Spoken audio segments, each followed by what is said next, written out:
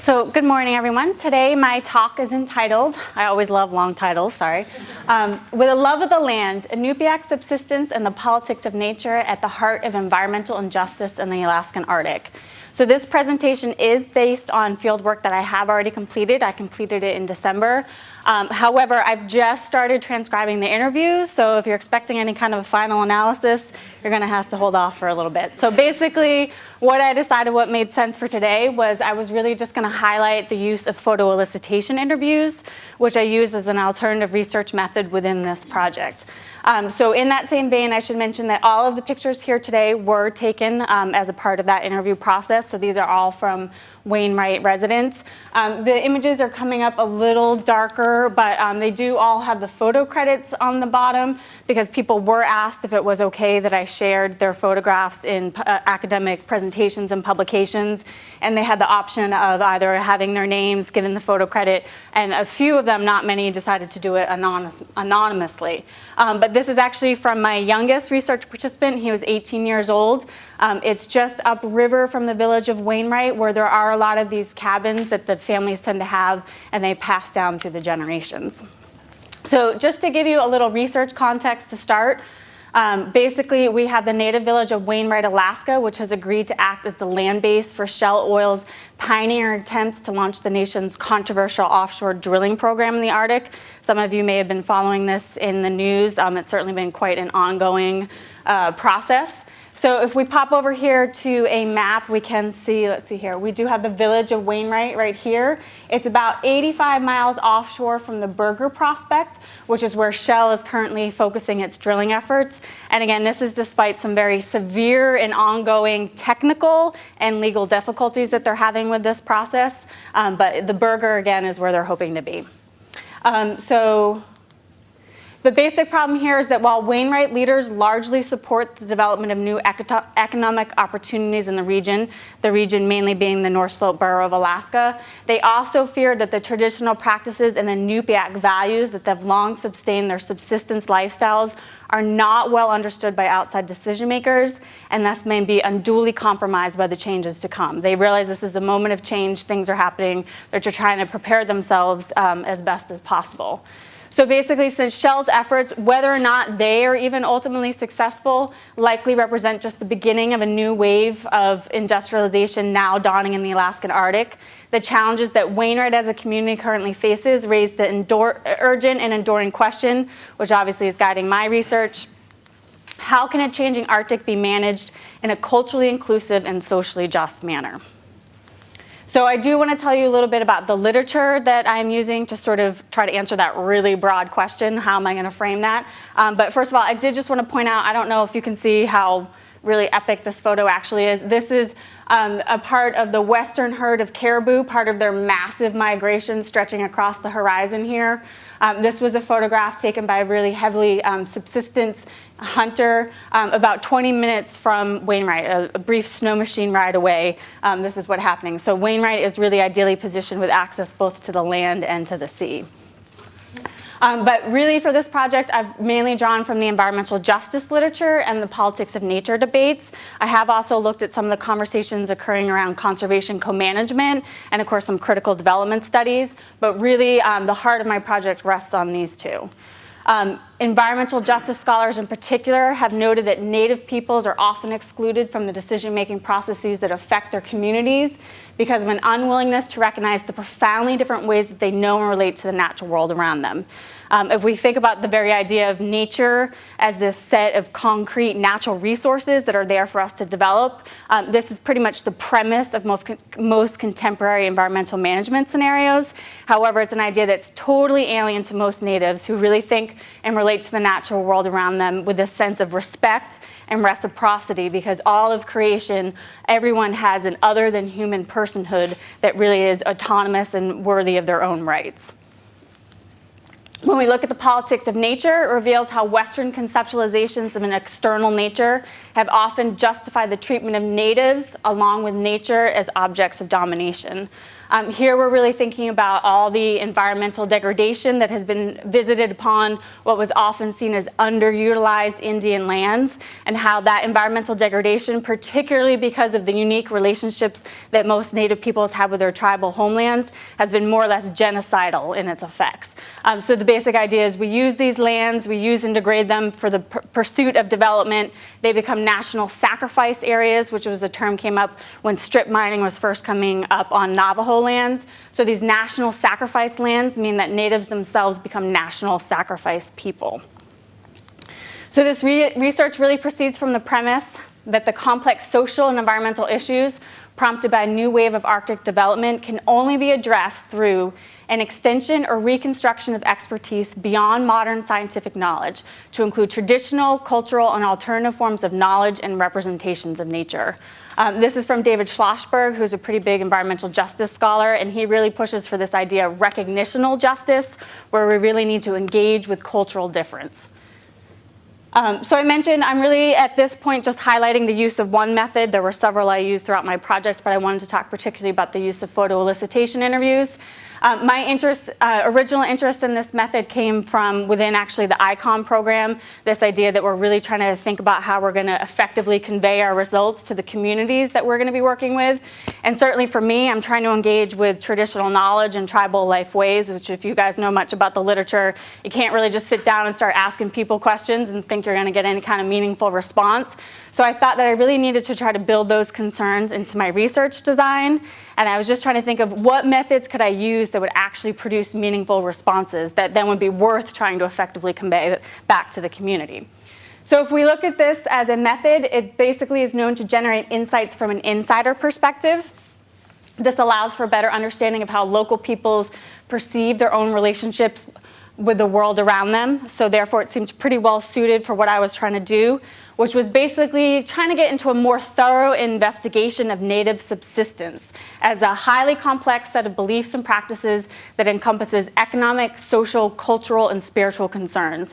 And this is something the ICC, the Inuit Circumpolar Conference, is really an idea they're trying to push and get out there, that it's really this, it's not just about hunting. There's been studies where they look about how many calories in someone's diet is from subsistence lifestyles, and that's really not getting at sort of the complexity of this really comprehensive system. And in my mind, without really understanding Native subsistence as a way of life, a much more nuanced understanding than what we currently have, the system now will never be able to adequately address the subsistence concerns of the Iñupiaq. So in this project, I used these interviews to document contemporary subsistence practices. This was actually something I realized was happening along the way. I was getting all these great snapshots coming from the field of what people were actually doing when they went out on the ocean, when they went upriver, who they were hunting with, did they usually hunt with them, who did they come home and share the food with, how did they process that food, how did they store it, what celebrations was that food brought out and shared with everyone. Just really getting all these different aspects of subsistence as this really sort of cyclical process. And perhaps more importantly, and definitely one of the major intentions, it was asked to explore the culturally unique ways that the Iñupiaq know and relate to the natural world around them in ways that fundamentally inform both their subsistence way of life as well as their cultural identities as Arctic peoples. Again, the argument being really those two can't be separated out. And if we're talking about the importance of these practices, what you see behind here, and you can see all these people here, this is the first fall whale coming into Wainwright last year. And I mean, this is a party. Like the whole community comes out there. And the hunt of the bowhead whale in particular is considered to be quintessential and a quintessential expression of Iñupiaq heritage. It's the core almost of their identity as a people. And I get emotional almost talking about it, because just being there, the feeling of community and identity and even as an outsider, I felt like I belonged in some way. As much as I realized I didn't, it was just so amazing that you can really see how important it is to these people. Sorry, I'm very emotional. But what I wanted to do today is actually just offer you 3 little brief vignettes that are coming from these photo elicitation interviews that I think are starting to capture some themes that I think I'll see coming out the more I actually look at the data. So this first one comes from a gentleman who I happen to adore. He's older. He has a really heavy subsistence use lifestyle. He's also a phenomenal native artist, particularly a carver. But when I asked him, out of all the photographs he had taken, which one really captured the most what nature meant to him as an Iñupiaq? And he didn't hesitate whatsoever. He said, this one, my grandson and his first beluga. So this is what we're actually capturing. He's just harpooned one of the younger beluga whales. That's why it's a little bit gray. And when I asked him to explain the significance a little bit more of this photo, he said, it is our tradition to show our young ones how to hunt in order to survive in this harsh environment. I wanted him to experience what I had experienced when my father had taught me. I wanted him to learn how to harpoon the whale, the beluga. I was very happy he got his first beluga. It made me proud. It made me see myself when my father taught me. And I thought really here, again, we're obviously seeing this idea of tradition, particularly the tradition of sharing. It's the food that they share with the whole community, and it's certainly that knowledge that they're trying to pass down to the next generation. And then again, this idea of survival. It's still profoundly a way that they relate to their environment. Survival is still something that's very real to them, and that definitely colors their relationships and how they perceive their environment and understand nature. I also have this set of photographs. This is from one particular community photographer. He was a younger gentleman around early 20s. So these are all photos from in or around Wainwright. This is the snow fence that's out there, and obviously his snow machine and all kinds of interesting photographs. However, none of these were the first one he picked. If I asked him, which one would you say really captures what nature means to an Iñupiaq? And the one he actually picked first was this one. And I actually had seen his photographs, and sometimes you feel like, oh, I asked this person to try to get, 20 to 25 photographs. I think they were just like burning some photos, Every time I made those assumptions, I turned out to be completely wrong, because basically this is the first one he picked. What does nature mean to me? This photograph clearly captures that. And they were given, when they picked that, they had to give a title to the photograph, a descriptive title. And he said, this is what we use to catch our food.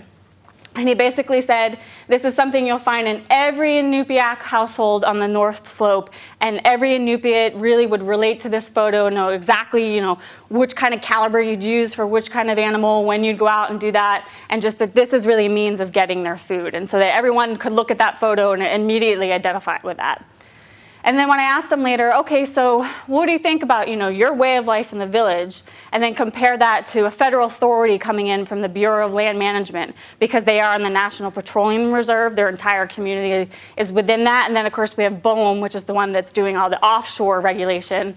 And they basically said, so how would they be different? And he was really hesitant. Well, I don't know how they would think or act differently towards nature. There's a real hesitancy to try to speak for someone else, which is a common theme as well.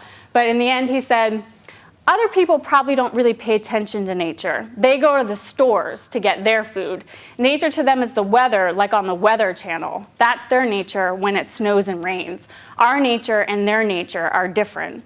Now, the Iñupiaq in particular are really well known for their attention to detail in nature. If you think about half the time they live in a white environment. So the tiniest difference in the way the wind has rippled the snow or the way the current is working, they're so keen and they notice all those details. And they said that pretty much anyone who lives a subsistence lifestyle, they'd really have a lot in common. They could probably, anywhere in the world they come from, they could sit down and probably have a pretty productive conversation. But this disjuncture really comes from people who live a subsistence lifestyle and then those people who go to the store to get their food. It's a fundamentally different approach to how they understand nature. And then I really wanted to end on this idea of the love of the land, which was in my massively long title. This was something that came up in a lot of the interviews, but certainly in the particular interview that I had with Linda here, who is a tribal council member. She sort of said this again and again, the love of the land, the love of the land. Like, what does this picture capture for you, the love of the land? And then towards the end of the interview, I really thought she sort of eloquently explained what she meant by that. And she said, with nature, you just have to love it. It's the love of being out there and doing things, getting the food that you need to sustain for the whole winter, the fish, the whale, the berries, the beluga, all of it all together. It is just the love of it. You have it in your heart to really want to do it. You've got to have it in your heart from start to finish without letting it get spoiled or anything. You need to make sure you put it away so that you will have it for later. And again, it's that connection that's about emotion really there. So as I said, no final analysis for you yet, just those little vignettes for you. I just wanted to thank you for your time, and I think we have maybe one question or maybe not. We have like a minute, so. Or we could just break and then, we'll discuss out there. Thank you.